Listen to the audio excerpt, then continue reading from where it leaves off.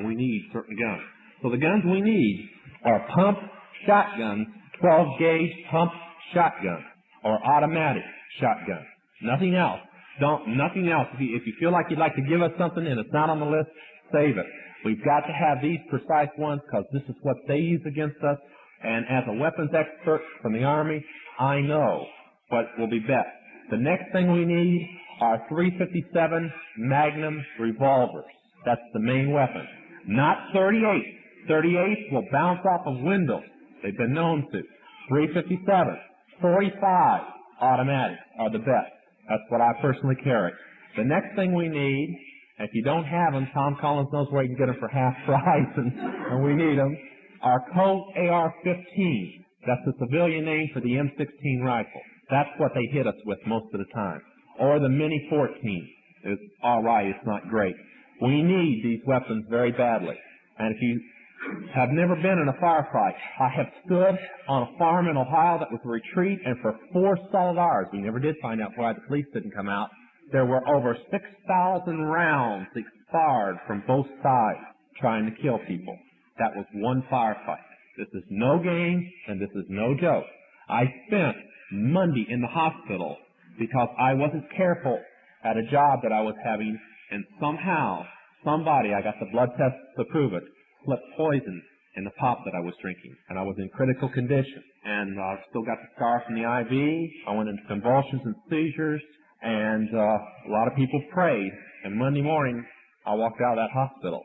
I looked sick for a few days, but I walked out of that hospital because I got careless. It was a new way they had tried, and I wasn't ready for it. From now on, we're going to watch all ways. So please, this is an unusual request, but if you have them, we need them, okay?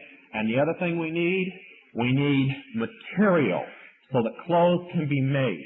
We need concrete block. We need cement. We need hundreds of 2x4s, okay? We need barbed wire fencing. We need fence posts. We need electrical wiring. You can imagine anything in construction. We need lots of sheetrock. So anything that you feel that if you're in a construction field, you have nails. You can imagine how many nails we need. And we need this stuff, okay? We need farm tools like shovels, picks, and so on. We need everything under the sun. It is a retreat. That is a ranch. We need farm animals. If you've got a horse and the Lord might lead you to donate the horse, we need horses more than we need anything else, okay? And that's pretty well it. You can just pray about it and see how the Lord will lead you. If you feel like donating money, bring it to the pastor, okay? The land is there. All we got to do is get the things built. And I know people around here like Sean and others will be glad on weekends to come up and hang sheetrock with the rest of us.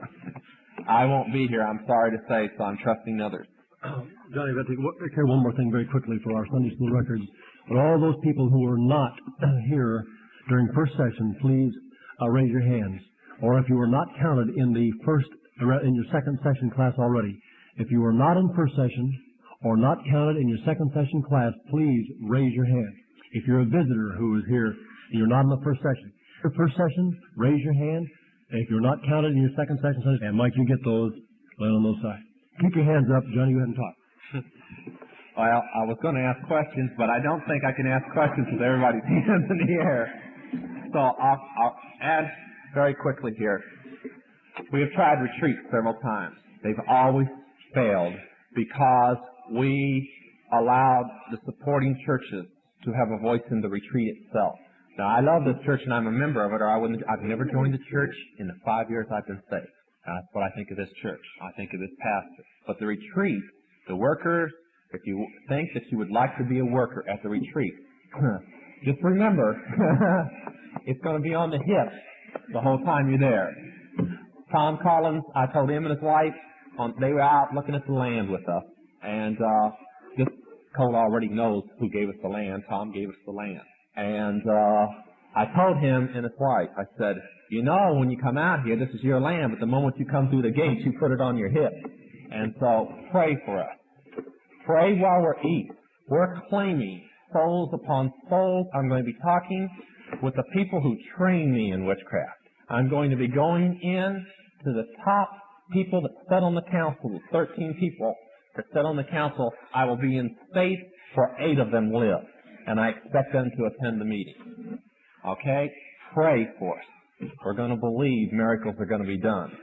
Baltimore's the closest I'm going to get to Jimmy Carter, but, for those that haven't heard, Jimmy's great evangelistic sister won Larry Flint to the Lord, but she told Larry that he could keep on publishing Hustler. He just had to add nude men pictures along with the women's to balance it out. That was the Christian principle. I wonder what Lord she's serving. Any questions? Yeah. Go ahead. He's going to repeat it for the tape. The question is, what about Charles Manson? Was he demon-possessed? Also about the book and everything. All right. Manson belonged to, I had to belong to many brotherhoods, okay? Manson, the brotherhood that he belonged to is called the Process. The only brotherhood I worry about. They are so radical that in order to kill me, they would gladly give their own life up right in a meeting. They were run out of England for human sacrifice. They have the inner and the outer process. The outer process is a good group. They have free coffee houses, free clothing, free places to live, and so on. The inner practice human sacrifice. They teach 4-God system. Yahweh as the evil God, Lucifer as the good God, Jesus as one being punished because he spoke against Satan, and Satan as the earthly God. And they wear a cross, big silver cross, with a serpent engraved on the cross, showing that Satan and Christ are one through the cross. They were rolled up. They were a contract. He was paid to do it. Kate was breaking away. Her husband knew about it. Her husband went over to establish an alibi in Europe. The money came down. $50,000 came down from Toronto to New Orleans, and poor Manson only got $2,000 of it by the time it went through all the sticky fingers. But that's what the Tate killings were about. The others just happened to be there. She wanted out, and you don't get out unless you come through Christ. And she didn't think about trying out. And her mistake was she warned him in advance. She was arguing with her husband. She was having a baby, and she didn't want the baby raised up in it, and she wanted out. And if you remember the trial script from the book, that's the one thing she begged. She says, she kept repeating over and over, don't kill me, don't kill my baby. Her baby was what she cared about. And that's the information that I have on it.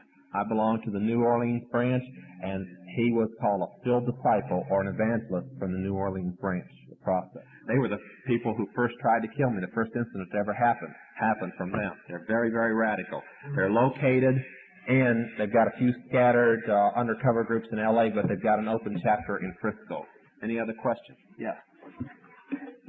Are epileptics demon-possessed? I'm glad you asked that. When I was saved, and I've got the veterans' records to prove it, I was an epileptic from a wound in Nam.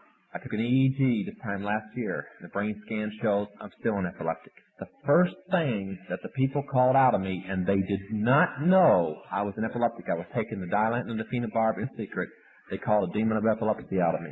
I have never had a seizure, an epileptic seizure, since then, except when the VA got a court order about a year and a half ago because they were concerned for me and made me take the medicine, and I went into seizure, and they gave it up.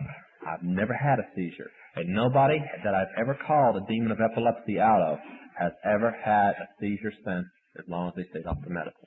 They're not possessed. And I want to add this real quick. Because of the King James Bible, many places in the New Testament, all demonic activity is called possession. If you'll get yourself a Greek lexicon, and I think Pastor can verify with me, only 2 cases in the New Testament use the word that applies to possession. The 16th chapter of Acts and legions. The others apply to activity, demonic activity in their life. All right? Now, give you an incident. We prayed for a girl when I was here last time. Who was the people? You were upstairs with me, weren't you? Who was the other woman upstairs with us? Is she here? She can testify. The girl could not pray the prayer of salvation.